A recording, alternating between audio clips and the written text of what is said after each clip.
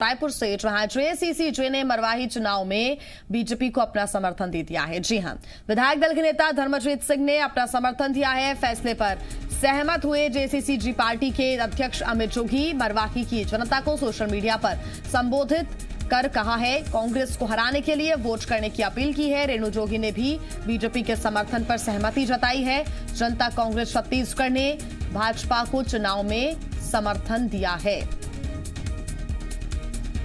आपको बता दें कि अमित जोगी की जाति से जुड़े हुए प्रॉपर दस्तावेज न होने की वजह से उनका जो नामांकन है और ऋचा जोगी का जो नामांकन पत्र था उसको खारिज कर दिया गया था और इस बार जेसीसीजे चुनाव नहीं लड़ रही है। हालांकि यह माना जाता है कि मरवाही में एक अच्छी पकड़ है जोगी परिवार की और यही वजह है कि कहीं ना कहीं कांग्रेस और बीजेपी दोनों ही पार्टियों को इससे अपना अपना नुकसान देखने को मिल रहा था। लेकिन अब क्योंकि बीजेपी को समर्थन जेसीसीजे ने दे दिया है तो कांग्रेस के लिए ये मुश्किलें हो सकती हैं। ज्यादा जानकारी के साथ जी मीडिया संवाददाता रजनी ठाकुर हमारे साथ जुड़ गई हैं।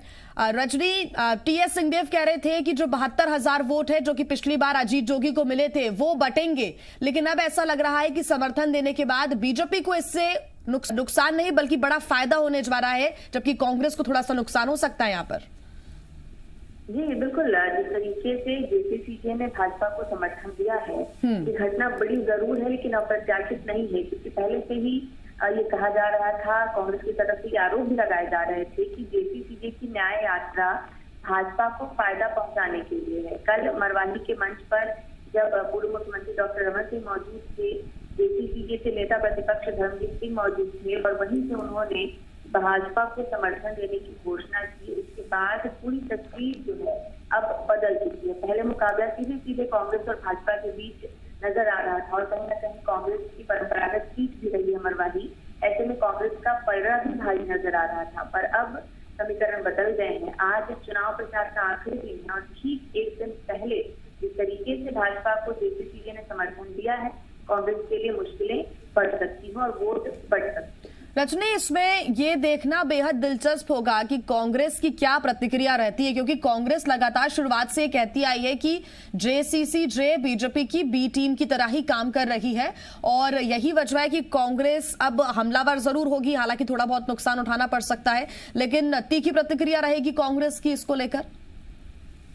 बिल्कुल, जो है इस पे कांग्रेस की प्रतिक्रिया का इंतजार रहेगा। हालांकि पहले से ही कांग्रेस कहती रही है कि जेसीसीजे चुनाव भले न लड़ रही हो लेकिन भाजपा को पूरा समर्थन जो है जेसीसीजे की तरफ से दिया जा रहा है और अब तो औपचारिक तौर पर इसकी घोषणा भी हो गई है। ऐसे में कांग्रेस का क्या रिएक्शन होता है, क्या आरोप होता है, ये देखने वाली बात होगी।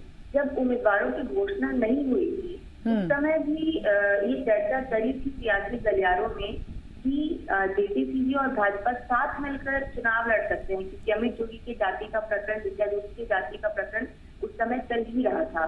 पर शुरुआत में तो घोषणा नहीं की गई, लेकिन आखिरी वक्त पर जाकर ये घोषणा कर दी गई है और इससे जो चुनाव है वो और ज्यादा रोचक हो गया है और अब नतीजे और ज्यादा अलग हो सकते हैं, चौंकाने वाले हो सकते हैं।